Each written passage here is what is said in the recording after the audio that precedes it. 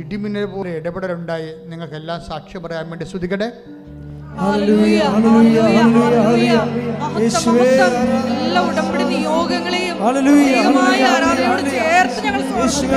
കർത്താവേ, നിന്റെ ഉന്നതമായ നാമത്തിന് സ്തോത്രം ചെയ്ത് കർത്താവേ, നിന്റെ വിശുദ്ധ പൗരോഹിത്യത്തെ മഹത്വപ്പെടുത്തണമേ.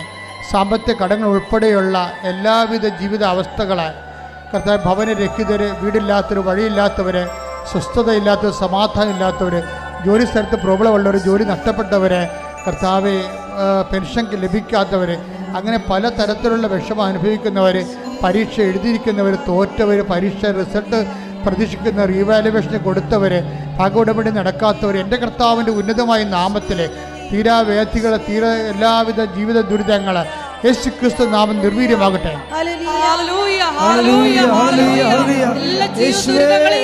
ഏറ്റെടുക്കണമേ എന്ന് പ്രാർത്ഥിക്കുന്നു.